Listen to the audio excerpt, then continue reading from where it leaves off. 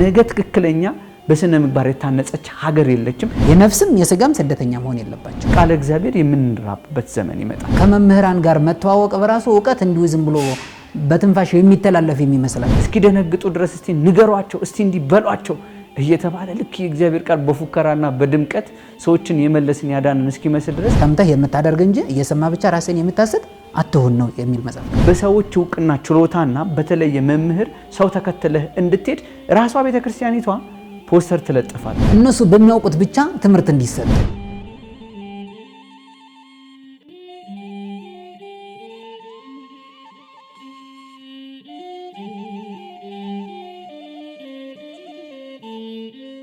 ትጉህ ሆኖ ከቤተክርስቲያን ጎን ሆኖ ምንድነው ብሎ በነቂስ በአንድነት እንዳንስማማና እንዳንነሳ ያደረገን የቃለ እግዚአብሔር ጉለት ነው። ይሄንን ክፍተታችን ዝም ብለን በስም ብቻ መኖር እንደሌለብን አንዱ ከሚገስጽበት መልኩ ካነሳው ሐሳብ ላይ ነውና የልጆችን ወይም ስለ ምግብ ያነሳ ነበር እነሱ ላይ መመለስ ይችላል። እሺ መልካም። አንተ ካነሳው ጋር ምንድነው ያው እንግዲህ በመግቢያው ላይ እንደተቀመጠው ያው ከሁለት ነገሮች ነው ትምህርት የሚገኘው ከቃለ መምህራንና ከመጽሐፍት ማለት ነው። እነዚህ ሁለቱ ጋር ስንማር ግን ለምሳሌ መማር ያለባቸው ተምሬዋለሁ ብሎ አለመማር ሲሆን መማር ያለባቸው እነማን ናቸው ብሎ ያነሳቸዋል። አንተ ቀድም ካነሳው አሁን በቤተክርስቲያን ክርስቲያናዊ የሆነውን የቤተክርስቲያንን ትምህርት ስለ ክርስቶስ ስለ ነገር እግዚአብሔር ስለ ነገር ቤተክርስቲያን ማወቅ ያለባቸው እነማን ናቸው ብሎ ያነሳዋል።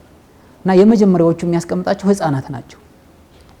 ህፃናትን ሲያነሳ ጌታችን መድኃኒታችን አምላካችን ኢየሱስ ክርስቶስ በሚያስተምርበት ጊዜ ህፃናት ወደሱ ሲመጡ ሲከለክሏቸው ህፃናት ወደ እኔ ይመጡ ዘንድ ምን አትበሏቸው አትከልክሏቸው ብሎ ክርስቶስ ህፃናትን ታቅፎ አስተምሯቸዋል። ህፃናትን ታቅፎ ምሏቸዋል አስተምሯቸዋል። እሱም ህፃን በነበረበት ጊዜ ከመምህር ስር ቁጭ ብሎ በ12 ዓመቱ ቁጭ ብሎ ተምሯል። ስለዚህ ህፃናት የመጀመሪያዎቹ መማር ያለባቸው ናቸውና ደገኛው የቤተክርስቲያን አባት ቅዱስ ዮሐንስ አፈወርቅ ምን ይላል? ልጆቻችሁ የናንተ እንዲሆኑ ከፈለጋችሁ ለእግዚአብሔር ስጧቸው ይላል። እና ነገር እግዚአብሔርን እንዲማሩ ነገር ቤተክርስቲያንን እንዲያውቁ ለእግዚአብሔር ምን ብላችሁ አሳልፋችሁ ስጧቸው ይላል። እና ከሁሉም በቀደመ ሁኔታ መማር ያለባቸው ማን ናቸው? ህፃናት ናቸው። ህፃናት ወደ ቤተ እግዚአብሔር እየመጡ ክርስትና ተነስተው በ40 ቀናቸው ብቻ ሄደው በዚያው መቅረት የለባቸውም። እና እለት እለት ለቅዳሴ ሲመጡ ለስብከት ሲመጡ ለትምህርት ሲመጡ በተለያየ አጋጣሚ ለማህበራት ሲሄዱ ህፃናት አብረው ሄደው ክርስቲያናዊ ባህሉን ክርስቲያናዊ አኗኗርን ክርስቲያናዊ ስርዓቱን ማየት መልመድ መቻል አለባቸው። የጣኑ ሽታ እየሸተታቸው የቃል እግዚአብሔሩን ድምጽ እየሰሙት የአባቶቻችን አገልግሎት እያዩ የሰንበት ትምህርት ቤት ውስጥ እያለፉ ይሄን ሁሉ ነገር ኮርሱን እየተማሩ ካላደጉ ነገ የኛ ሊሆኑ አይችሉምና እንደዛ ይላል ቅዱስ ዮሐንስ አፈወርቅ። ከዛ በመቀጠል ሴቶች ከሁሉም በተለየ መማር አለባቸው ይላል። እንግዲህ ከመጽሐፉ ላይ እንደተቀመጠው ሴቶች እነ ዮካብድ እነ ሙሴን አስተምረዋል። እነ ቅድስት እሌኒ እነ ቆስጠንጢኖስን ያክል ደገኛ የቤተክርስቲያን ብቻ ሳይሆን እስራኤልን የመራ ታላቅ የቤተክርስቲያን አባት ነው፣ ንጉስ ነው።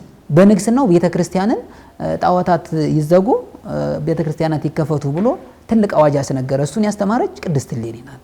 እንደው ይሄ ሲነሳኮ በነገራችን ላይ ቅድስት እሌኒ ያስተማረችው ሲባል አጠቃላይ የዓለም ታሪክን የቀየረ ክስተትም ጭምር ነው። ቆስጠንጢኖስ እስከ 350ዎቹ ድረስ የነበረው ዘመነ ሰማዕታት ሲነሳ አጠቃላይ ቤተክርስቲያን ተዘግቶ ጣዖታት ሁሉ ተንሰራፍቶ ስመ ክርስትና በቃ በፍጹም የማይፈቀድበት ዘመን ነበር። ያን ታሪክ እንዲቀየር ያደረገችው እሷ በማስተማራ ነው። የዛሬ ሴቶች አሁን ቅድም ካነሳው ላይ እናቶች ምንድነው ምርጫቸው? በእርግጥ ራሳቸው ባለመማራቸው ነው።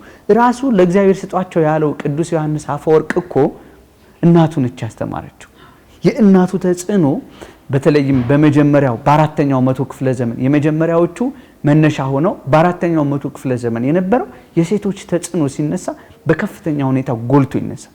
የነ ጎርጎሪዮስ ስናነሳ ጎርጎሪያን እህቱን ያነሳል። እንደውም እሱ እኮ በልዩ ልዩ ጊዜ እንደገለጽ ነው እንደሷ ቅድስና ያለው ሰው መጥቶ ይከራከረኝ እስከማለት ድረስ ነባቤ መለኮት ጎርጎሪዮስ ይናገራል። እነ ቅድስት ማቅሪናን ስናነሳ እኮ እነዚህ አምስቱ ቀጰቄዶያን ፋዘርስ ከሚባሉት መካከል የነዚህን ያወጣች ቅድስት ማቅሪና በመማሯ ውስጥ የፈጠረችው ተጽዕኖ ነው። ይሄ ስናነሳ እንደ ጉዳዩን አንስተን ሳይሆን ቅድም ያነሳው በጣም መሰረታዊ ነጥብ ነው። ሴቶች ለልጆቻቸው መሰረት ለልጆቻቸው ጡትንም ሲሰጡት ምግብን ሲሰጡት ቃለ እግዚአብሔር እንዲቀረጽባቸው ካላደረጉ ነገ ቤተክርስቲያን የለችም። ነገ ትክክለኛ በስነ ምግባር የታነጸች ሀገር የለችም። ነገ ራዕይ ያላት ሀገር የለችም። ትልልቅ የፈረንጅ ትምህርት ቤት ከፍተኛ ገንዘብ ከፍሎ ማስተማር ህይወትን መስጠት አይደለምና ሴቶች ስትል እነዚህ የሚያነሳቸው እናቶች በዓለም የክርስትና ታሪክ ውስጥ ትልቅ ታሪክንና የክርስትናው ዓለም ለውጥን በከፍተኛ ሁኔታ ያመጡ አባቶች እንዲነሱ ምክንያት የሆኑትን እናቶችን እናነሳለንና እቺን ሐሳብ ለመጨመር ብዬ ነው። ከዚህ ላይ እንዳልከው እዚሁ ቀጥሎ ያው እንግዲህ የሴቶችን ሚና በቤተ ክርስቲያን ያላቸውን ከፍተኛ ሚና ከጠቀሰ በኋላ ቀጥሎ ማን መማር አለበት የሚለው ነዳያን የኔ ቢጤዎች ናቸው። እነሱ አሁን ብዙ ጊዜ መጽሐፉ ላይ እንደተጠቀሰው ምንድነው ብዙ ጊዜ ለነዳያን የሚያስፈልገው ልብስ ነው፣ ምግብ ነው፣ መጠጥ ነው። ይህም ብቻ አድርጎ መመለስ በቃ ስጋ እንጂ ነፍስ እንደሌላቸው አድርጎ የሚታሰቡ ናቸው። እነሱ ደግሞ የሁለት ዓመት ማለት የሁለት ዓለም ስደተኞች መሆን የለባቸው። የነፍስም የስጋም ስደተኛ መሆን የለባቸው። የሁለት ዓለም ስደተኞች ሊሆኑ አይገባም። እና ይህን የሚያደርጉ ሰዎች ቃለ እግዚአብሔር እንዲማሩ እድሉን ያመቻቹላቸው። ምግብ አመጣው አብልተዋቸው ይሄዳሉ። የስጋ እርዳታ ብቻ ነው የሚያደርጉላቸው፣ ለስጋቸው ብቻ ነው የሚያደርጉት። እና ይህንን ነገር በተለይ ነዳያንን በመንከባከብ ችግረኞችን በማገዝ ያሉ ሰዎች ቃለ እግዚአብሔርም እንዲማሩ እድሉን ማመቻቸት መቻል አለባቸው። በስጋቸው እንኳን ቢጎሳቆሉ በስጋቸው ነዳያን ቢሆኑ ምንም እንኳን እግዚአብሔርን ቢፈሩም እንኳን ያንን ማድረጋቸው ግን ለሰው እንጀራ ሰጥተው አሁን የተበለው ከሰዓት ይርበዋል አይደለ?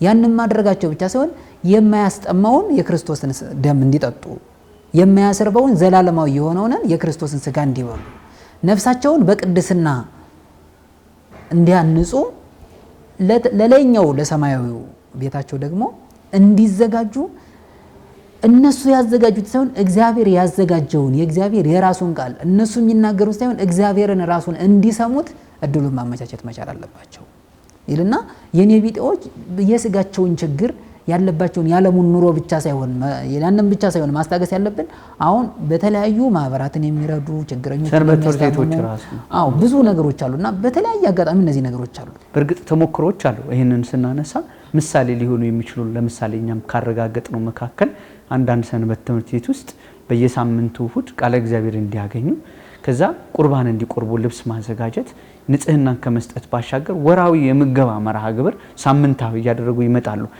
ቅድም እንዳነሳው አንዳንዶቹ ግን ገና ሲመጣ አሁን ወይ ፋሲካ ሲመጣ ነዳያንን እናልብስ ነው የሚሉትና እንዳልከው ትልልቅ መምህራን ራሳቸው ተገኝተው በዛ ጉባኤ ማስተማር እንዳለባቸው እንደውም በዚህ መጽሐፍ ላይ እንደተገለጸው ረሃብ የሚመጣበት ዘመን ይናገራል። ይሄ ረሃብ የስጋን ሳይሆን ቃለ እግዚአብሔር የምንራብበት ዘመን ይመጣል። ስለዚህ የተሰጠን በጎ ዕድል ለመጠቀም የሚያስተምረውም የሚማረውም በኩል መንገድ መጓዝ ሲችል ነው ይላል ቃለ እግዚአብሔር። ምናልባት መተመጣበት ይሆናልና ሁለቱንም ይቆርጣል የሚለውን ሐሳብ ሲያነሳ ለምሳሌ ይሄንን ለማድረግ ምን ያስፈልጋል ለማለት ፈልጌ ነው መሰለ። ይሄን አገልግሎት የሚሰጠው የሚያስተባብረው ወይም ከገንዘቡ የሚሰጠው ሰው መማርን ካላወቀ መንፈሳዊ ዕውቀት ከሌለው ለማን ምን ማድረግ እንዳለበት ያውቅ። አንዳንድ ሰው እንደውም እኮ ጣዖት ቤት እየሄደ ሰውን እያሳዘነ ገንዘቡ በመስጠት መጽደቅ ያለው እየመሰለው ስሙ በከፍተኛ ሁኔታ ተጠርቶ ብቻውን አንድ ቤተክርስቲያን ሊያሰራ የሚችል በጎ ነው ባለው ባለጸግነት እግዚአብሔር በሰጠው ብዕል ቤተክርስቲያንን ማሰራት መልካም ሊሆን ይችላል። ነገር ግን ስላሴን የህንጻ ስላሴን ማሰራትና መስራትን ከሁሉ የሚበልጥ የሚልቅ ስለመሆኑ ቅድም ባብራራው የመጽሐፍ ቅዱስ ክፍል ማርታንና የማርያምን ህይወት አነጻጽሮ በገለጽክበት መጽሐፍ ላይ ተገልጿልና ብዙዎች በዚህ ዘመን ትልቁ የጎደላት ቤተክርስቲያን ህንጻ ስላሴ እንዲፈርስ ያደረገው በቃለ እግዚአብሔር ታንጾ ያለ ለእግዚአብሔር ማደሪያ የሚሆን ማንነት አጥተናል። በመግቢያ ላይ እንዳብራራው ያው የሆነ መስዋዕት አድርገን የምናቀርብ ማንነት አለን። ለምሳሌ አሁን በዚህች በጭንቅ ቤተክርስቲያን በመከራ ባለችበት ሰዓት ላይ እስቲ እኛ ምንድነን ለቤተክርስቲያን አገል ጸሎታችን እንዲሰማ ከአጠገባችን ያሉት ሰንበት ትምህርት ቤት እንዲያድጉ እኛ ሰንበት ተማሪዎች ሆነን ከስር የሚፈሩት አርአያ መሆን እንችላለን ወይ? ህይወታችን በዛ እንትን አለ ወይ? ይሄ ሁሉ የጎደለን ምንድነው? ቅድም አውስታ ነዳያንማ መግቦ ዞር ማለት ወይ የሆነ ነገር አድርጎ የመጽደቂያ ሳንቲም ወርውሮ መጽደቂያ በዚህ ካልኩሌሽን እንደማይዳን ይታወቃል። እንደሚያስፈልጋቸው እነሱም እኮ እግዚአብሔር ማወቅ ስላለባቸው ማለት ነው። በዚህ በዮሐንስ ራእይ ላይ እኮ የምንመለከተው አንዱ እግዚአብሔር የምነቅፍብህ ነገር አለ ብሎ ለዛ ሰው ሲወቅሰው እኮ ስለ ስሜ ጸንተህ አልደከምክምና ነገር ግን የምነቅፍብህ ነገር አለ ብሎ የተዋት ሴት ጣዖት አምላኪ ነች ወይም ከእግዚአብሔር መንገድ የወጣች ናት ብሎ በመተው ነው አይደል እግዚአብሔር የነቀፈው። እነዚህንማ ጭራሽ ዕለት ተስፋ በቀቢጸ ተስፋ እንዳይሞሉ ቃል እግዚአብሔር እንዳያገኙ ካላደረግን እጅጉን የበለጠ ስተት እንሰራለን። ይሄን ለማድረግ ምን ያስፈልጋል? መንፈሳዊ ዕውቀት ያስፈልጋል። አንዱ መማር ነው ለማለት ፈልጌ ነው። እሱ ነው። ከዛ በተጨማሪ ያው መማር ያለበትን አካላት እየጠቀሰ ይሄድና መጨረሻ ላይ ምንድነው የሚለው ባለጸጎች መማር አለባቸው፣ በገንዘባቸው እንዴት መጽደቅ እንዳለባቸው የሚያስፈልገውን ብቻ አቅርብ እንጂ እየተባሉ ብዙ ባለጸጎች ምጽዋት እየሰጡ የሚያስፈልገውን ነገር ግባት እያቀረቡ ለቤተ ክርስቲያን እሱን እያደረጉ የሚዞሩ ሰዎች አሉ። እግዚአብሔር ግን ገንዘብ የሚቸግረው አይደለም። እግዚአብሔር ይበሊ ስጋ ላይ ወይ ይሰጥ ደመጠል ይላል ቅዱስ ዳዊት ማለት ነው። የላም ስጋ ይበላም የፍየል ደምም አይጠጣም ክርስቶስ። ይሰጥ ደመጠል ወይ ይበሊ ስጋ ላይ ወይ ይሰጥ ደመጠል እሱን አያደርግም። የላም ስጋም አይደለም የሚበላው ክርስቶስ። እሱ ለእግዚአብሔር መስዋዕት ጽድቅ ይላል። ለእግዚአብሔር የምስጋና መስዋዕት ምን ማለለት ሰዋለት። አቦ ለእግዚአብሔር ጸሎተከ ለእግዚአብሔር ጸሎትክን ስጠው። እግዚአብሔርን በጸሎትህ ስትናገረው እግዚአብሔርን የጸሎት መጻፍታን እግዚአብሔር ይናገራል። እግዚአብሔርን መስማት ነው መማር ነውና እግዚአብሔር ከሁሉ ነገር የሚፈልገው ጸሎት ነው። እሱን መፈለግ ነው። አሁን እኛ እሱን መፈለግ ላይ ሳይሆን ለሱ ለቤቱ የሚያስፈልገውን ማንጣት አንድ ነገር ነው። ነገር ግን እኛ የሚያስፈልገንን ነገር ትልቁ ነገር ምንድነው? ያ ሁሉ ነገር ሰው እኮ እግዚአብሔርን ካመነ በኋላ አንገቱን ራሱ ይሰጣል እኮ። ይሄ ልብሱን፣ ጨርቁን፣ ገንዘቡን፣ የሚበላውን የሚጠጣውን ነገር ሁሉ አይደለም። ሰው እግዚአብሔርን ሲወድ እኮ ሁሉን ነገር ያለውን ነገር ሁሉ ትቶ ይከተለዋል። ልክ እንደ ዮሐንስ ማለት ነው። ልክ እንደዚያው ሁሉ በፍጥሞ ደሴት እንደሆነው እንደዚያ ሁሉ ይከተላል። አሁን ባለጠጎችን ገንዘባቸውን ብቻ እኮ አይደለም ክርስቶስን ቢያውቁት እኮ አይደለም ገንዘባቸውን ራሳቸውን ሰጥተውት ዓለሙን ትተውት ይሄዳሉ። ያን ማድረግ የሚቻለው ግን ባለጠጎች ሲማሩ ነው። ቤተክርስቲያን ባለጠጎችን ማለት ስትችል ነው፣ ማስተማር ስትችል ነው። ይህን ማድረግ ካልተቻለ ገንዘባቸውን እየተቀበል እነሱን እያራቅናቸው በገንዘባቸው እየሰራ እነሱ ግን የእግዚአብሔርን ቃል የማይሰሙ ይሆናሉና ይህንን ለማድረግ የግድ መማር እንዳለባቸው ይጠቅሳል። ሌላው የሚማር ሰው አሁን ተምሬዋለሁ ማለት ለምሳሌ ብዙ ጊዜ ተማሩ ሲባል ተመሳሳይ ርዕስ ሲነሳ ተምሬዋለሁ ብሎ አለመማር። ይሄን ኮርስ በዚህ ዓመት ወስጄዋለሁ፣ አዎ በዚህ ዓመት ወስጄዋለሁ፣ በደህናው ቀን ከነገሌ ተምሬያለሁ፣ እንደዚህ አድርጌያለሁ ብሎ ቃል እግዚአብሔርን አለመማር እና ምንድነው ከመጽሐፉ ላይ የሚያነሳው አንድ ሰው እኮ ያኔ በምንማርበት ሀሳባችን ላይ ይሰበሰብ ይችላል፣ ልቦናችን ላይ ይከተት ይችላል፣ የመረዳት አቅማችን በጣም ትንሽ ሊሆን ይችላል። ስለዚህ እግዚአብሔር ይህን ነገር ደግሞ እንድማር ያደረገኝ ነገር ለኔ በጣም አስፈላጊ መሆኑ ስለሆነ ነው። ለካ እንዲህ ነበረው እየተማርኩት አሁን በተለየ እይታ አየሁት፣ ለካ ይሄን እንዳስታውሰው ፈልጎ ነው ብሎ ያንን ነገር ማሰብ መቻል አለበት እና መማር አለበት። ከዛ ውጭ ግን ተደጋጋሚ ርዕስ በሚያስተምር እያንዳንዱ መምህር የተለያየ አገልግሎት እንዲሁም ብዙ ጊዜ አሁን ላይ ካሉት የአውደ ምሕረት ችግሮች ምንድነው የተለያዩ መምህራን ስለሚጋበዙ ምን ይላሉ? አንደኛው ማታ የሚያስተምረው መምህር በዋዜማው የሚያስተምረው መምህር ነገ ባሉ ላይ ይማሩታል ይላል። ባሉ ላይ የሚያስተምረው መምህር ደግሞ ትናንት ዋዜማው ላይ ተምራችሁት ይሆናል ስለ ባሉ አውቃችኋል ይላል። ማታ ላይ ደግሞ ቀን ተምራችሁታል ይላል የሚመጣው። ምእመኑ የሥርዓተ ባሉን የእመቤታችን በዓል በሚከበርበት ስለ እመቤታችን በቂ የሆነ ትምህርት ካልተሰጠ መቼ ሊሰጥ ይችላል? ሁሉም መምህር ባለመግባባት አውቆም ሳያውቁም ይሁን ሊዘሉት ይችላል። ይሄንንማ ካነሳ አይተህ ከሆነ አሁንማ ዘመኑ እዚሁ መጽሐፍ ላይ እንደተገለጸው ቅዱስ ጳውሎስ የጠቀሰውን ያነሳና ለራሳቸው መምህራንን ያዘጋጃሉ የሚለውን ቃል ሲዘረዝር በዚህ መጽሐፍ ላይ ያለ ነው። አይተህ ከሆነ ሊቃነ ጳጳሳትን ሳይቀር መምህራን ሳይቀር ፖስተር ተለጥፎ እከሌ መምህር ነው የሚመጣው ኢኔሴንስ እግዚአብሔር በመንፈስ እንደሚያስተምር እንደምትለወጥ ሳይሆን በሰዎች ዕውቅና ችሎታና በተለየ መምህር ሰው ተከተለህ እንድትሄድ ራሷ ቤተክርስቲያኒቷ ፖስተር ትለጥፋለች። እከሌ መምህር ነው። ይሄ ማለት ዛሬ ልዩ ጉባኤ አዘጋጅተህ ስትመጣ ቀስቅሰኸው ሰው አይተህ እንድትሄድ እንጂ እግዚአብሔር ያስተምረኛል የሚለው ከዚህ ቆርጣል። የክደት መንገዱን ጀምረህ አሳይተኸው ነው ሰው እንዲሄድ የምታደርገው። ይሄን ደግሞ የሚያደርገው ማን ነው? የቤተ ክርስቲያን ስብከተ ወንጌል። ይሄንን አውቆ ማሰማራት አለበት የሚባለው አካል አንዱ አለመማር የሚያሳየው ይሄ ነው። መማር ማለት ስለ እግዚአብሔር ማወቅ ብቻ ሳይሆን የሚያስፈልገውን ሰው እንዲማር የሚያደርግም ጭምር ስለሆነ የዚህ መጽሐፍ አንዱ ሙግት። ስለዚህ ምን እንመለከታለን? አሁን ዘመናችን የምናየው ፖስተር ተለጥፎ በዚህ መምህር ተብሎ እንድትከተል ሰው ተከታይ እንዲሆን ተደረገ። እግዚአብሔር ያስተምራል የሚለው ጠፍቷል። እከሌ መምህር እንጂ። ስለዚህ ለራስ መምህር በማዘጋጀት አሁን ቅድም እንደጠቀስከው ትናንት ተምራችሁት ይሆናል። ምክንያቱም እሱ መምህር እያለማ እኔ ይላል ለራሱ ደረጃ ያወጣል። በደረጃው ምንድነው? የእግዚአብሔር ቃል ሳይንስ እኮ አይደለም። የእግዚአብሔር በማመንና በመፍራት በመንቀጥቀጥ መሳሪያ ሆነህ መገኘት አይደለ ምርጥ ዕቃ ሆነህ መገኘት ቅዱስ ጳውሎስን ሆነህ መገኘት ነው ክርስቶስ ለመረጠው አገልግሎት ራስን ንጹህ አድርገህ በትህትና መገለጥ ነው አሁን ግን ይሄ ማን እየናደው ነው ያለው የቤተ ክርስቲያን መዋቅር ያን የሚሰራው ለምሳሌ ቃል እግዚአብሔር ያልተማረ ገና ለመማር ልቡ ግን ጽኑ ፍላጎት ያለው ወጣት ማህበር ሊሆን ይችላል በምንም አይነት መንፈሳዊ ትምህርት ያላለፈ ሊሆን ይችላል የሆነ ግን ጉባኤ ሲያዘጋጅ ጠርቶ አምጥቶ ይሄ ነገር ከምን የመጣ ነው ሰው ተከታይ በሰው ልክ ከዛ እንደዛ ካልሆነ እስቲ የሰርክ ጉባኤዎች ለምን እንደዚህ ሆኑ ብለ እንመርም በቃ ያስለመድ ነው በሞንታርቦ ካልጮክ ማስተዋቂያ ካልነገርክ ዝማሬም ጭምር እኮ አለ አሁን አይደል ታላቅ ጉባኤ ያለ እያሉ በየቲክቶክ እንዴት ነው የሚያሳፍረው እግዚአብሔር ስራውን መስራት ሰው በልቦናው እንዳያምን እያደረግን ነው ያለነውና ይሄ መጽሐፍ አንደኛው ሙግቴ ስለሆነ መነሳት ያለበት ነጥብ ስለሆነ ነው የገባው አንተ ካልከው አንፃር አው በቃ ይሄ ተምረዋለሁ ብሎ አለመማር ይሄ አንዱ የሁሉም ችግር ነው ይሄ ደግሞ በቤተክርስቲያን ያለፉ በተለያየ ቤተክርስቲያኗ መዋቅር ውስጥ ቦታ ያላቸው ሰዎች ሳይቀሩ እንደዚህ አይነት ነገሮች ላይ ክፍተት ይታያል ከዛ በተረፈ ዕውቀትን ከህይወት ጋር መማር ሰው ተምሮ ከእግዚአብሔር ጋር ካልሆነ ምንም ያደርገው አንድ ሰው ተምሮ ሌሎችን ለመተቸት መሆን የለበትም እንግዲህ እየሰሙ ብቻ ራሳቸውን የምታስት አትሁን ሰምተህ የምታደርግ እንጂ እየሰማ ብቻ ራስን የምታስት አትሁን ነው የሚል መጽሐፍ ቅዱስ ሰዎች ራሳቸውን እየሰሙ ራሱን የሚያስት ሰው ከሆነ ምንም አይሆንም ልክ እንዳይሁድ አይሁዳውያን ያውቁታል እኮ የኦሪቱን ትርጉም ግን እየሰሙ ራሳቸው እንዳልሰሙ ነው ራሱ የሚያልፉት ተምሮ እንዳልተማረ አሁን ክርስቶስ ምንድነው ጽድቃቸው ከጻፍትና ፈሪሳውያን ካልበለጠ ወደ እግዚአብሔር መንግስት አትገቡም ብሏል አይደለ መማራችን ኃጢያት ከሚሰሩት መማራችን ከዓለም ክፋት ከዓለም በደል ካራቀ ከክርስቶስ ጋር መሆን አንችልም መማራችን ለህይወት የማያበቃን ከሆነ ምን እናደርጋለን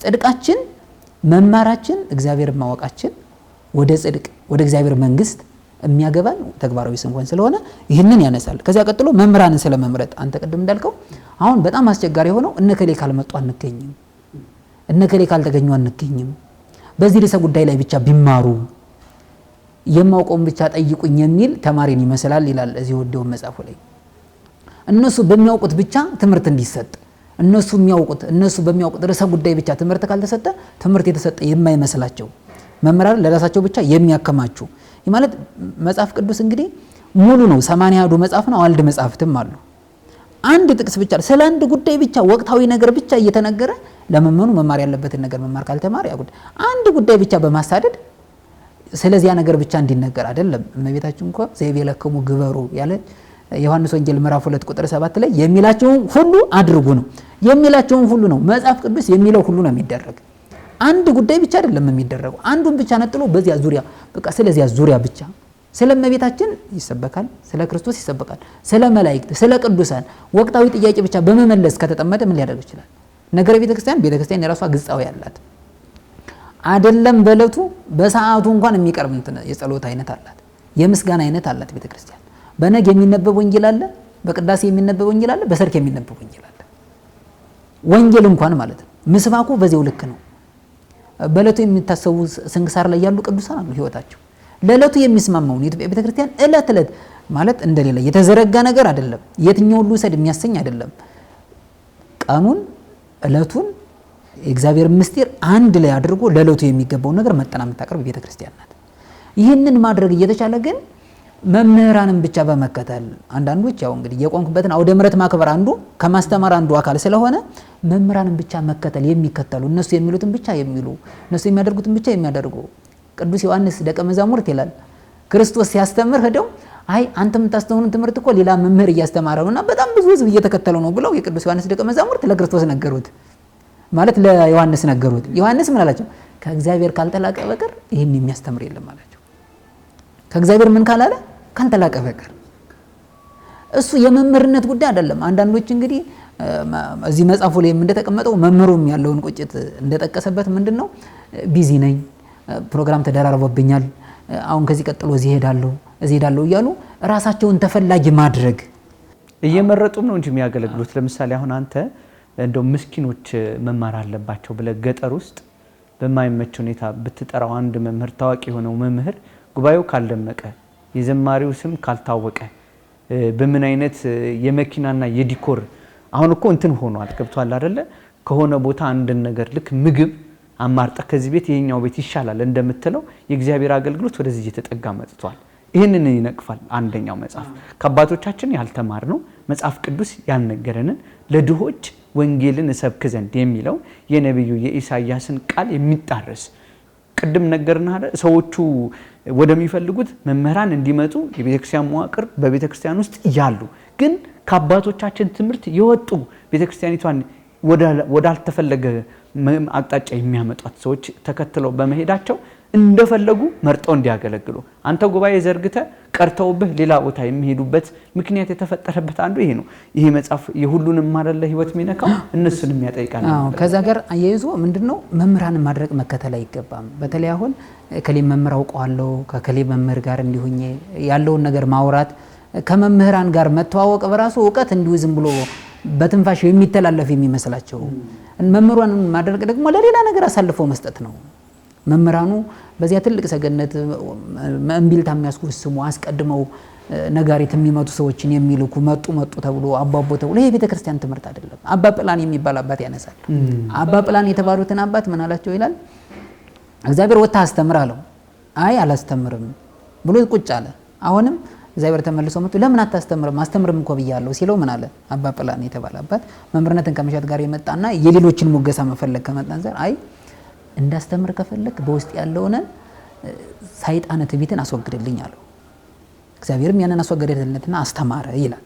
በከንቱ ውዳሴ እንዳይጠለፍ ማስተማር ከሚያመጣው መከራ እንዲርቅ አስቀድሞ እግዚአብሔር ከሱ ያለውን የውስጡን ፍላጎት አውጥቶ እንዲጥልለት ብዙዎች በማስተማራቸው ኑሯቸውን መንፈሳዊ ትምህርት በማስተማር ኑሯቸውን ለማደላደል እነሱ ለሚፈልጉት ስጋዊ ዓላማ እንዲጠቀሙ የሚያደርግ ነው።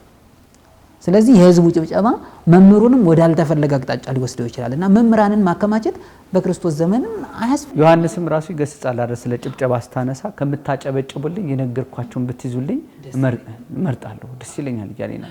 የዘመኑ ግን ካልተጨበጨበ እልል ካላልክ በሺዎች የሚቆጠሩ ጧፍ አስበርተ እስኪ ደነግጡ ድረስ እስቲ ንገሯቸው እስቲ እንዲበሏቸው እየተባለ ልክ የእግዚአብሔር ቃል በፉከራና በድምቀት ሰዎችን የመለስን ያዳንን እስኪመስል ድረስ የገጠሪቷ ቤተክርስቲያን አንድ ሻማ አጥታ ሰንበት የሚቀደስበት የሚበራ እንትን የማያስተውል ሰው ሁሉ ተኮልኩሎ ከዛ የሚሰማውም የሚያደርገውም ከቃሉም ከእግዚአብሔርም እግዚአብሔር ከሚፈቅደው መንገድ ፈቀቅ እያደረገ የምናይበትን መንገድ የሚገስጽ ስለሆነ እንደው ወደ ራሳችን ይመልሰናል። እናንተም ተመልካቾቻችን በየቦታው ምንድነው የምትታዘቡት? አገልግሎት ሲባል ከመምህራንም ከራሳችንም ወገን ይህ መጽሐፍ ሌሎችን ብቻ እየነካን ብቻ ሳይሆን ራሳችንም እየነካ የሚሄድ መጽሐፍ ነው። ከእያንዳንዳችን አገልግሎት ሲባል ራስን ከማስተማር ራስን በመንፈሳዊ ዕውቀት ከማነጽ ጀምሮ የምንማረው የምንሰጠው ደግሞ አገልግሎት ሌሎችን ወደ መንፈሳዊ ትድግና ወይም ወደ መንፈሳዊ እድገት ሊያመጣ የሚችል የአገልግሎት መዋቅር ሊኖረን እንደሚችልና ሌሎች በሚሰሩት ስሁት አስተምሮ ውስጥ እንዳንቀመጥ ምንፍቅና እንዳይስፋፋ የሚያስጨብጥ መጽሐፍ ነው። ከዚህ ብዙ ቁም ነገር ያገኛችሁ እንደሆነ አሁንም ባለሙሉ ተስፋ ነን። ከኛ ጋር አሁንም እያንዳንዱ ነጥብ ብናነሳው የሚያልቃል መሰለኝም። እንዴት እናስተምር የሚለውን ከዚህ ላይ የቀረውትን ዝም ብለ በጥቂት ደቂቃ ምናልባት መቅረት የለባቸውን ካልከልና ወደዛኛው ሰተ ብንጠቀልለው እንግዲህ ምዕራፍ 2ን ስናጠቀልለው ምንድነው መጽሐፉ ላይ በተለይ የሚያነሳቸው ከመማር ጋር የተያዙ ጉዳዮችን አንዳንዶች ብዙ ማወቅ ምንም አይደርገም ዋናው መንፈሳዊ ህይወት ነው ብለው ካለ መማር ወደ ኋላ የሚሏሉ። ለጠቢብ አንድ ቃል ትበቃዋለች የሚል ጥቅስ ይጠቀሳልና ለጠቢብ አንድ ቃል ትበቃዋለች ምን ጠቢብ ለሆነ ሰው ነው። አሁን ለጠቢብ አንድ ቃል ትበቃዋለች ማለት ጠቢብ ለሆነ ሰው ነው። እንደ ማቴዎስ ተከተለኝ ሲባል ሰምቶ ለሚከተል፣ እንደ ኤልሳ ድረስና ቤት ተመለስ ብሎ ተናግሮት ያለውን ተስካሩን አውጥቶ እንደሚሄድ እንደ ሌሎቹ ቅዱሳን አይደለም። ይሁሉ ነገር የሚሆነው ማለት ነው። እና ለጠቢባን ነው ለጠቢብ አንድ ቃል ትበቃዋለች የተባለው ለጠቢባን ነው። ዋናው መንፈሳዊ ህይወቱ ነው። ብዙ መማር ምን ያደርጋል? ብዙ የተማሩትን አየናቸው አይደል? አባቱን ሊያስቀብር ሄዶ በዛው የመነነው አባት ይጠቀሳል እዚህ ነው። አባንጦንስ ነው። አባንጦንስ እሱ አሁን አባቱ ጠቢብነት በዚህ ልክ ነው። በዚህ ልክ ነው የሚነገረው። አንዱን ቃል ሰምቶ ጠቢብ ለሆነ ሰው ነው። አሁን ለጠቢብ አንድ ቃል ይበቃዋል ማለት ጠቢብ ነው። እኛ ግን ጠቢብ አይደለንም። ጠቢብ ለመሆን መማር ያስፈልጋል። አሁን እግዚአብሔር የጠራቸው ጠቢብ የሆኑ ሰዎች አሉ። ይህንን ማለት እንደማይገባ ሌላው ደግሞ አብዝቼ ባውቅ ካልሰራውትስ ብሎ ከኃጢአት ለመላቀቅ ያለን ፍላጎት መተው። ተማርኩ አልተለወጥኩም ማለት አለመለወጣችን አርስ ያወቀ ነው በመማር ነው። እንደዚህ ዝም ብለው ማለት የሚነሱ እንትኖች አሉ። ከማንበብ ጋር ተያይዞ ደግሞ ኢትዮጵያውያን የማንበብ ባልን ሲመለ በቃ መንፈሳዊ መጽሐፍ ሳነሳ አይንን ይሸፍነኛል፣ ትርጉሙንም አልረዳውም፣ አላቀውም፣ ያንቀላፋኛል። እንደዚህ አይነት ነገሮች አሉ እንዴ አይመችም ለማንበብ የሚባልበት። እንግዲህ ጃንደረባው ባኮስ ሰረገላ ላይ እየሄደ እየነቀነቀው እየወጣ እያወረደው ነው። መንፈሳዊ መጽሐፍ አልገባኝም ተብሎ እንትን አይባልም። እንግዲህ ላይከ መንፈስ ቅዱስ እግዚአብሔር ማንን ላከለት? ፊልጶስን ላከለት። ቅዱሳት መጽሐፍትን ስናነብ ደጋግመን ስንመለከታቸው እግዚአብሔር ስለኛ ፍላጎት ብሎ ምስጢሩን ይገልጽልናል። ጥሬውን ለያዘ ምሳሌውን ለያዘ ትርጓሜውን ነገረዋል፣ ትርጓሜውን ለያዘ ምስጢሩ ይገለጥለታል ነው። ስለዚህ ከኛ መማር ያለብንን ነገር ሁሉ መማር መቻል አለብን። ይህንን ካላደረግን ከቃለ መጽሐፍትም ከቃለ መምህራንም መማር ካልቻል በመጨረሻው ሰዓት እኛ ለከፋ ጉዳት እንዳረጋለን። ስለዚህ ይህንን ለማድረግ የግድ ምን ያስፈልጋል ማለት ነው? ራሳችን በትምህርት ማሳለፍና የተሳለ ሰይፍ ነው ሲባል ቃለ እግዚአብሔር የተማረ ሰው ሰይፍ በሁለት በኩል የተሳለ ሰይፍ በሁለቱም በኩል መቁረጥ ይችላል። ስለዚህ መማር የሚችል ሰው ተምሮ የሚያገለግል ሰው የሚያገለግላቸውንም ራሱንም እግዚአብሔር ቃል ምን ይጠቅማል። ይቆርጣል ሲል ቆርጦ ይጥላል ማለት አይደለም። ሁለቱንም የሚፈልጉትን ያደርግላቸዋል ነው። ሁለታቸውንም በመንፈሳዊት ያነጻቸዋል ነው።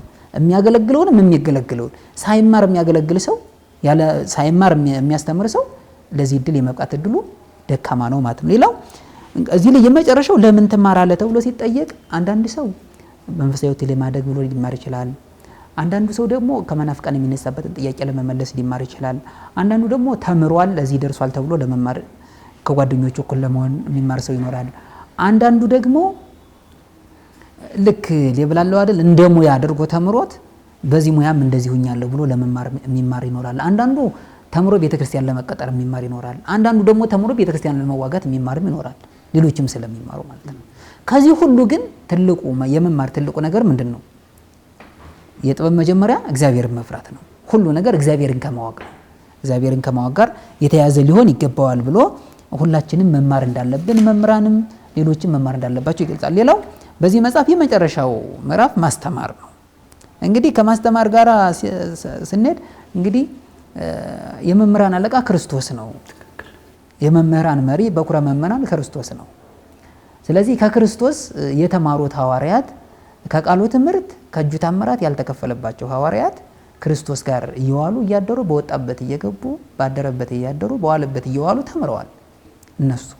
ከዚያም በኋላ ክርስቶስ ባለበት ገና ራሱን አሳልፎ ከመስጠቱ በፊት ሁለት ሁለት አድርጎ ወደ መንደር ልኳቸዋል እንዲያስተምሩ።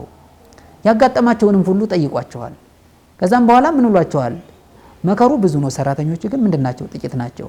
ይህን ያላቸው ለምንድን ነው ቢሉ መምህራንን ጨምረልን ብለው እንዲለምኑት ነው ይላሉ አባቶች ትርጓሜው ላይ ሲያብራሩ ማለት ነው። እና ክርስቶስ ሁሩ ወመሃሩ ውስተ ኩሉ አጽናፈ ዓለም ሲላቸው ሂዱና በዓለም ሁሉ ለፍጥረት ሁሉ ወንጌልን ስበኩ ሲላቸው ክርስቶስ ያንን ሲያደርግ በዓለም ሁሉ ምስክሮች ምን ትላላችሁ ትሆናላችሁ ብሏቸዋል። በዓለም ሁሉ ምስክር ለመሆን 120 ቤተሰብ ብቻ ይበቃል። 12 ሐዋርያት 36 ቅዱሳን 72 አርድእት ብቻ የሚበቁ አይደለም።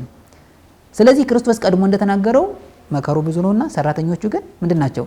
ጥቂት ናቸው ባለው መሰረት ለማስተማር መፈለግና ተምሮ ራስን በትምህርት አሳልፎ ቤተክርስቲያንን በትምህርት ማገልገል በማስተማር ማገልገል አንዱ የተቀደሰ የቤተክርስቲያን አባቶች ባህልም ነው፣ ቤተክርስቲያናዊም ነው። ቅዱስ ጳውሎስም ኤጲስቆጶስነትን ለመሆን የሚመኝም ነው፣ በጎን ምኞትን ተመኘ። ለምን? የኤጲስቆጶስ ስራ ምን ማለት ነው? ማስተማር ነው። እንደነ ቅዱስ እስጢፋኖስ በማስተዋል የሚሰጠውን ትምህርት እነ ቅዱስ ፊልጶስ ዲያቆናቱ ሲያስተምሩ የነበሩትን ትምህርት ለማስተማር መመኘት ቅኑን ተጣቢ ጸጋ ላለው ቅዱስ ጳውሎስ ለመንፈሳዊ ሕይወት ቀንቶ መማርና ያን በዚያ በማስተማር ሕይወት ማለፍ እሱ በጣም ትልቅ ነገር ነው። ይሄን ማድረግ ምንድነው? አንዱ ክርስቲያናዊ ሕይወት ነው እና በቤተክርስቲያን ማስተማር ይሄ ነው። ነገር ግን ከመማር በፊት ከማስተማር በፊት መማር ይቀድማል። እንደው ምዕራፍ 2 ላይ ያልተማረ ሰው ምዕራፍ 2 ላይ በተቀመጡት መንገዶች አልፎ ያልተማረ ሰው ሌሎችን ላስተምር ቢል አይቻለውም። ለምን? አንደኛ የሚያስተምር ሰው ከመምሩ በእምነት ማስተማር መቻል አለበት። በእምነት ማስተማር ለማመን ደግሞ እግዚአብሔርን አምኖ ለመጽናት ደግሞ በእምነት ለመጽናት መማር ያስፈልጋል። እግዚአብሔርን ማወቅ ያስፈልጋል። ልክ እንደማንኛውም ክርስቲያን ዶግማውን፣ ቀኖናውን፣ ሥርዓተ ቤተክርስቲያኑን፣ ትውፊቱን ማወቅ ብቻውን ሳይሆን ለመምህራን እንደሚገባ ምስጢሩን፣ ትርጓሜውን ማወቅ መቻል አለበት። ስለዚህ በእምነት ጸንቶ ለመኖር ምን ያስፈልጋል? መማር ያስፈልጋል ማለት ነው። ከዛ በተረፈ መምህራን ትምህርቱን በይዘት መመጠን መቻል አለባቸው። በይዘት በሰዓት መመጠን አለባቸው። ሰው የሚያውቀው ሁሉ ከተናገረ ጊዜም ሰዓትም አይበቃው። እንዲሁም እዚህ ላይ ስለ ቅዱስ ጳውሎስ ሲናገር ቅዱስ ጳውሎስ በሚያስተምርበት ጊዜ አንድ የሚማር ምእመን እሱ ተቀምጦ ከላይ ከድምድሙ አካባቢ ላይ ተቀምጦ መስኮት በኩል ሲማር ያ ሰውዬ በጣም ከመርዘሙ የተነሳ ሊለያቸው ስለነበር እስከ ሌሊቱ 6 ሰዓት አስተምሯቸው ሲቀጥል ወደቀና ህይወቱ አለፈ። ከዚያም ቅዱስ ጳውሎስ ጸልዮ ምን አለው? አስነሳው። አሁን ትምህርቱ በመዘርጋቱ ብቻ ባለመመጠኑ ብቻ በመብዛቱ ብቻ ምእመናን ተመልሰው ወደ ቤተክርስቲያን እንዳይመጡ እናደርጋቸዋለን። ትምህርታቸው ረጅም ነው፣ በሰዓት አይቋጩ። እሱን ካነሳ አንድ ምናነሳው ሐሳብ አለ። ምናልባት ህይወትን የሚነካ ስለሆነ እሁድ አስተውለህ ከሆነ ቅዳሴው ካለቀ በኋላ በማግስቱ ሰራተኛው አለ፣ ለልጆቹ ልብስ የሚያዘጋጅ አለ። አይተህ ከሆነ አንዳንድ ቦታ ላይ ሁሉም አይደለም፣ በእለቱ የተገኘውን መጥኖ ማስተማር የሚለውም ማለት ነው። በዛች ሰዓት በዛች ቦታ ለጸሎት የቆመው የደከመው ቃለ እግዚአብሔር ለመስማት ለጸሎት ለመሳተፍ የመጣ ሰው ይኸውልህ መርሃ ግብር መሪው ይነሳና ረጅም ሰዓት ያወራል። መምህሩ ተነስቶ እንደገና ያስተምራል። ካስተማረ በኋላ እንደገና መርሃ ግብር መሪው መምህሩ ካስተማረበት ሰዓት ላይ ያወራል። የደብሩ አለቃ ደግሞ ይመጡና እነዛ ሁለቱ ሰዎች ካወሩት በላይ እጥፍ ሰዓት ይናገሩና ልማቱን ይሄን ጀምረናል፣ በዚህ ግቡ በዚህ ውጡ እየተባለ ህዝብ እየወጣ ከዛ ምን ይጠቅሳሉ? ጥቅስ ይጠቅሱባቸዋል። ይህ ቅዳሴ አላለቀም፣ እቱ በሰላም ሳይባል መግባት የቤተክርስቲያን ስርዓት አይፈቅድም እያሉ ጥቅስ ይጠቅሱባቸዋል። ሰው ግን እየሰማቸው አይደለም እየሄደ ያለው። አሁን በቤተክርስቲያን በልዩ ልዩ ስፍራዎች ምን መለከታቸው ጉዳይ በቃ ካገኘነው አይቀር ያገኘነው ሁሉ እናወርድበት እንፈጥፍጠው እየተባለ ለዚህም ነው ሰው ከቤተክርስቲያን እንዲሽሽ እያደረግንበት ራሳችንን መመርመር የምንሰጠውን መመጠን ራሱ እኮ ወንጌል ነው። ለቅዳሴ እንዲተጋ መደረግ ያለበት ወንጌሉ ምን መሆን እንዳለበት የሚተጋ ካደረከው ቅዳሴ ያስቀደሰ ሰው እስቲ ምንድነው የሚጎልበት? ከመጣ ዘንዳ ደግሞ ቅዳሴው ያልገባው ማፍታታት ማብራራት። ከዛስ የጸሎት ቀን ነው፣ ሰንበት ነው። ጊዜውን ወቅቱን የምእመናን ህይወትን የዋጀና ያማከለ አሰራር ሊኖር ይገባል። አንዱ የዚህ መጽሐፍ ቅድም እንዳብራራ ነው ሁሉንም የሚነካ ስለሆነ ከራሱ ከምእመኑ እስከ ቤተክርስቲያን መዋቅር አገልጋዮች ድረስ ያለ ነው። በምን አይነት መንገድ መጓዝ እንዳለብን ከአባቶቻችን ትምህርት ምእመናንን የምንይዝበት መንገድ ሁሉ አበጥሮ በምን መንገድ መቀረጽ እንዳለብን መልከታን የሚሰጥ መጽሐፍ ስለሆነ ይሄውን ካነሳው ጉዳይ ጋር ያሳብ በጣም አሳሳቢ ነው። እንግዲህ ጉዳዮችን ለማጠቃለል አንተ እንዳልከው ነው። በዚህ ንዝገውና እሱነን ነገርን አለማብዛት ነገሮችን ምጥን አድርጎ በጊዜው ክርስቶስ እንኳን ሲያስተምር ሁሉን አልነገራቸውም። እየተመጠነ ለጊዜው የሚሆነውን ምንድነው ያሉት? ያልነገርኳችሁ ብዙ ነገር አለ። መንፈስ ቅዱስ ያኔ ምን ይላቸዋል? ይገልጥላቸዋል። ያኔ አባቴ መንፈስ ለእናንተ ምን ይገልጥላቸዋል? ያልነገርኳችሁ ብዙ አይነገርም። አምላክ ስለሆነ ሁሉን ማድረግ ሁሉን መናገር ይችላል። እንዲሽሉትም ማድረግ ይችላል። የሚሰሙትን እሱም ይነግራቸውን እኮ እንዲሸከሙት ማድረግ ይችላል። ግን ምን አላቸው? ሁሉን ነገር አልነገርኳችሁም አላቸው። ስለዚህ ሁሉም ነገር አይነገርም። በጊዜ ተመጥኖ ራሱ ጳውሎስ እንደሚናገር ስለና አጵሎስ ስለነ እንዳላወራ ጊዜ ያጥርብኛል አይደል ያለው? የሚያውቀው ጊዜ ያጥርብኛል። አሁን ቅዱስ ጳውሎስን የመሰለ ትምህርቱ የማይጠገብ የቤተ ክርስቲያን አምድ ማኅቶተ ቤተ ክርስቲያን ቅዱስ ጳውሎስ ይህን ካለ አሁን ባለው ሁኔታ ትምህርታችን እንዴት ነው? ትምህርቱ ደግሞ በጣም ይጠር ማለት አጭር ይሁን ማለት አይደለም። አሁን እያጠረ በጣም መጥቷል። እያጠረ መጥቷልና ነገር ማብዛት የሚባለው ሰው በሰነ ስርዓት ካልተዘጋጀ እዚህ ላይ እንደው ምን አለ? በሥርዓተ ቤተክርስቲያን ማስተማር አንዱ ነው።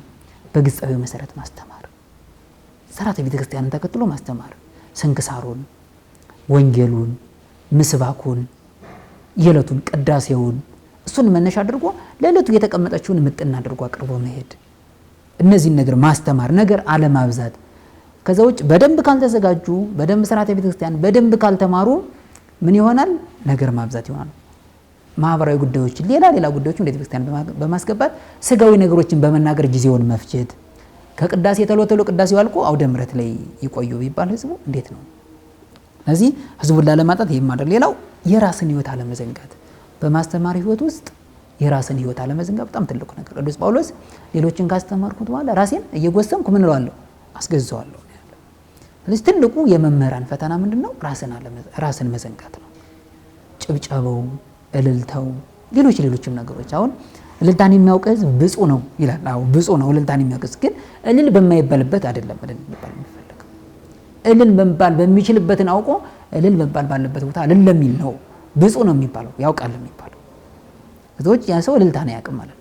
በትምህርት መሀል አሁን እንደውም ከዚያ ላይ ሲያነሳ ስለ አውደ ምሕረት የቆምበትን አውደ ምሕረት ስለማክበር ሲናገር ምናል አንዲት የንጉስ አገልጋይ ንጉሱ ሲገቡ ገበታ ክቡር ነው ብላ አልተነሳችም። በዚህ የተነሳ ልጃቸውን ድረውላታል ይባላል። እና ገበታ ክቡር ነው ተብሎ አይነሳም ሰው ከምግብ አይነሳም ሰው ሲመጣ እውነተኛ ስለሆነች ነው አስተዋይ ናት ብለው ያናደርጉ። ስለዚህ እኛ ለምናቀርቡ ለስጋዊ ገበታ እንኳን ጥንቃቄ እናደርጋለን። አንነሳም። እጃችን ታጥበን ነው፣ ተዘጋጅተን ነው፣ ተረጋግተን ነው ለምን በለው ስጋዊ ምግብ። ስለዚህ ቤተክርስቲያን ላይ ለምን ታደማቸው አውደ ምሕረት ለምንማራቸው ስብከቶች ከምግብ ላይ አቋርጦ እንደማይነሳ ሁሉ ከቤተክርስቲያን ትምህርት ላይ አቋርጦ መነሳት አይገባም። ሰዓትን አክብሮ ከቤት ለምግብ ተዘጋጅተን እንደምንቀርበው ለወንጌልም ራሳችን አዘጋጅተን መቅረብ አለብን። ቅዱስ ሙሴ ነበልባሉ ከአመልማሉ ሳይቃጠል ያያትን በሲና ያያትን ያችንን እጽዋት ነበልባሉ ሐመልማሉ ነበልባሉን ሳያቃጥለው ሲያይ ያንን ምስጢር ለማየት ሲሄድ ግን በጎቹን ከፈረሰ ግንብ ዘጋባቸው ነው የሚል ልቡናው እንዳይከፋፈል። ስለዚህ ወደ ቤተክርስቲያን የሚመጣ ሰው ምን ማለት አለበት? በልቦና ክት ሆኖ ያን ነገር ምን ማድረግ መቻል አለበት? መስራት መቻል አለበት። መስማት መቻል አለበት ቃለ እግዚአብሔርን። ልክ ለማዕድ ነገሮችን ሁኔታዎችን እንደምናመቻች ሁሉ የምናቀርበው የምናዘጋጀው እንደምናመቻች ሁሉ ለቃለ ወንጌልም አጋጣሚዎችን ማመቻቸት ያስፈልጋል። ልክ ሌሎች ሲመጡ እንብላ ተብሎ ምግብ በጋራ እንደሚበላ ሁሉ ሌሎችንም ለቃለ ወንጌል መጋበዝ ያስፈልጋል። ይህንን ሁሉ ማድረግ ካልቻልን ግን እነዚህ ነገሮች ማስተካከል ለወንጌል አገልግሎት ሰፊውን እድል መስጠት ካልቻል ያንን ነገር ደግሞ ከሰማን በኋላ ደግሞ ወደ ህይወታችን መቀየር ካልቻል አንድ ሰው በመስታየት ሁል ጊዜ ፊቱን እያየ የራሱን ማንሳት ነው አይደል የሚችለው። በምንማረው ትምህርት፣ በምናገለግለው አገልግሎት፣ በምናስተምርበት ትምህርት ራሳችን መስተዋቱ ላይ ፊት ቆመን ካላየን ራሳችን ያሳየን። መስተዋቱን ወደዚህ በኩል ካዞር ነው ያኛውን ሰው ነው የሚያሳየን። ስለዚህ እከሌ እንዲህ ነው እያልን የምንታች ከሆነ መስታወቱን ወደ ራሳችን እስከናዞረው ድረስ እኛን ማየት አንችልም። ስለዚህ አገልግሎታችን፣ ህይወታችን፣ መማራችን ከእግዚአብሔር ጋር እንድንሆን አባቶቻችን አገልግለው ያገኙትን አገልግሎት እንድናገኝ ክርስቶስም እኮ ሲያስተምር ከመካከል ገብተው ነቃፊዎች ነበሩ፣ ትምህርቱን የሚንቁ ነበሩ። መምህራንን ለመናቅ ቤተክርስቲያንን ለማቃለል ብለው የሚማሩ እንዳሉም እነዚህን መርሳት የለብንም። ብዙ ጊዜ ድንጋይ ውሃ ውስጥ ብዙ ጊዜ ቢቆይ ዋና አይችልም ይላል መጽሐፉ ላይ ተከሰው ዋና አይችልም። ስለዚህ ብዙ ሰዎች ቤተክርስቲያን ብዙ ዓመት ስላሳለፉ ካልተማሩ ቤተክርስቲያንን አያውቋትም። ነገ ጠላት ሆነው ይነሱባታል። መማር በጣም ወሳኝ ነው። የዚህ መጽሐፍም ትልቁ ዓላማ አንድ ሰው ከየትኛውም ጀምሮ እንደውም መታሰቢያነቱ ለማን ነው? ደወል ለሚደውሉ፣ ምንጣፍ ለሚያነጥፉ፣ ወንበር ለሚያቀርቡ፣ ሞንታርቦ ለሚያስተካክሉ፣ በቤተክርስቲያን የቤተክርስቲያን ቅጥር ግቢ ለሚያጸዱ ለነሱ ሁሉ ነው መታሰቢያው። አገልግሎቱ ለሁሉም ነው። ለነሱ ይሆንልኝ ነው የሚል ካመሰገኑ ሰው ቀጥሎ ማለት ነው። እና በየትኛውም አቅጣጫ ላለ ሰው እነሱም ግን ይህን ሲያደርጉ ተምረው ማድረግ መቻል አለባቸው። ከዚህ እውቀት ከማጣቱ የተነሳ ጠፋ ያለው ነብዩ ሆሴዕ አሕዛብን አይደለም እውቀት ማጣታቸው ጠፉ ያላቸው ምእመናንን ነው፣ የእግዚአብሔርን ሕዝብ ነው።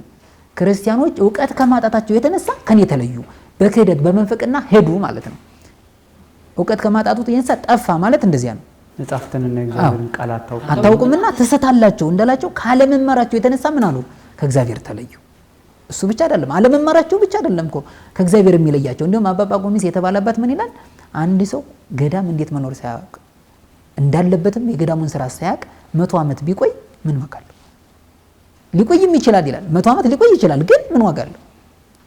ስለዚህ በቤተ ክርስቲያን የሚኖር በክርስትና እምነት የሚኖር ሁሉ ይህን ማድረግ አለበት ብሎ መጽሐፉ ጠቅለል አድርጎ የሚያስረዳው የአገልግሎትን ጽንሰ ሐሳብና በአገልግሎት እንዴት ልንዝል እንችላለን የሚላቸውን ዋናውና የአገልግሎት ልንዝልባቸው የምንችላቸው መንገዶች ከጠቀሰ በኋላ መማር ግን ለሁሉም ከህፃናት ጀምሮ ለባለስልጣናት እስከ ላይ አገሪቱን እንመራለን እስከሚሉት እስከ ባለስልጣናት ከዚያም አልፎ ቤተክርስቲያኒቱ መዋቅር ላይ ሆነው የቤተክርስቲያን አገልግሎት በሚያሳልጡት እነሱ ሁሉ ወንጌልን ለፍጥረት ሁሉ ስበኩ። እግዚአብሔር ወንጌል ለፍጥረት ሁሉ ነው የሚነገር። እግዚአብሔር ቸርነት በፍጥረቱ ሁሉ ይገለጻልና እስከስቱ ድረስ ፍጥረታቱ ሁሉ የእግዚአብሔር ቃል እንደሚያስፈልጋቸው ሰማይ ያድምጽ ምድርም ትስማ እንዳለው ሁሉ አይደለም የሰው ልጅ ባሪያ እግዚአብሔር የተፈጠረው ሰማይ ያድምጽ ምድር ትስማ ብሏል። መድኃኒዓለም ማለት ነው። ስለዚህ ያንን ማድረግ እንደሚያስፈልግ ቅዱስ ዳዊት እንደተናገረው ያንን ለማድረግ የኛ ትጋት ያስፈልጋል። ከዚያም አልፎ ማንበብ እንዳለብን አሁን ቅዱሳት መካናትን እንተሳለማለን፣ ብዙ ቦታ እንሄዳለን። የማንበብ ባህላችን ስንድ መንፈሳዊ መጻሕፍትን አናነብምና ረጅም ጉዞ ስንጓዝ አናነብም። በተለይ ምንድነው የሚለው መንፈሳዊ ጉዞዎችን ስናደርግ መንፈሳዊ መጻሕፍትን እያነበብን ራሳችን በቃለ እግዚአብሔር ወደ ምንበት ገዳም ስንሄድ የምንሄድበትን ገዳም የዚያን ቅዱስ ገድል ድርሳናቸውን እየደገም ከቦታው በረከት ለማግኘት አለማወቅ እንግዲህ ህዝብ እውቀት ባለማጣቱ ጠፋ የተባለው ለኛ ለራሳችን እንደሆነ ከክርስቶስ መንጋ ላለመለየት እንደ ይሁዳም አውቆ ደግሞ ሳይጠቀሙ ላለመቅረት ምን ማለት ያስፈልጋል? ተረጋግቶ ከአባቶች ስር ቁጭ ብሎ ምስጢሩን ተረድቶ መማር ያስፈልጋል። ከዚያም ለማስተማር ደግሞ ማስተማርን መመኘት ትልቅ ምኞት እንዳለው ነው። ግን በተሰጡት ጸጋ ለማስተማር ደግሞ ሰይጣን እንደሚጠይቅ ለፈተናም እንደሚጥል እነዚህ ነገሮች ጠቅላላ አድርጎ ያስቀምጣል። የመጽሐፉ አጠቃላይ ይዘት በእኔ በኩል ይሄን ይመስላል። መልካም፣ ከልብ ነው የማመሰግነው። በእውነት መጽሐፉ የያዛቸውን ወሳኝና ሊነገሩ የሚገባቸውን ነጥቦች በስፋት አብራርታቸዋል። በስፋትም በይዘትም ዘለግ ያለ ሰዓት ተወስዶ ነው እንግዲህ መጽሐፉ ላይ ያሉትን ነጥቦች እኛም ያላነሳናቸው ብዙ ጠቃሚ ነጥቦች አሉ። እነሱ ሲያነቡት ደግሞ የበለጠ የሚጠቀሙበት ነው። እዚህ ድረስ ተገኝተ በመጽሐፉ ያሉትን ነጥቦች ስላብራራ ስላቀረብክ ከልብ ነው የማመሰግነው። እግዚአብሔር ያክብርልን፣ ቃለ ሕይወት ያሰማልን። ክቡራን ተመልካቾቻችን ስትከታተሉት የነበረው የአውደ መጽሐፍት ዝግጅታችን በዚህ መልኩ መቋጫውን አግኝቷል። መንፈሳዊ አገልግሎት እንዴት ነው? መማር ማስተማርስ እንዴት ነው የሚገለጸው? በእጃችን ያለ በጎ ዕድል እንዳናጣ እግዚአብሔር አምላካችን ዳግም በግርማ መለኮቱ ሲገለጥ በክብር ወደ እርሱ መንግስት እንድንጠራ ዘንድ አንዱ መንፈሳዊ አገልግሎታችን የተቃና ቃሉን ደግሞ መስማትና ለሌሎችም ማብሰር ይገባል። ህይወታችን የምንመረምርበት፣ የምንማርበት፣ የምናነጻበት መንገድም ደግሞ ከመጻሕፍት ከመምህራን ሁልጊዜ ዝቅ ብሎ በትህትናን ራስን ማነጽ ይገባል። መጽሐፉ በሁለት ክፍል ጠቅልል ተብሎ ሲገለጽ ይህን አይነት መልእክት ነበረው። ስለተከታተላችሁን ከልብ እናመሰግናለን። ሳምንት በሌላ መጽሐፍ እንገናኛለን። እስከዛው ቸር ቆዩልን።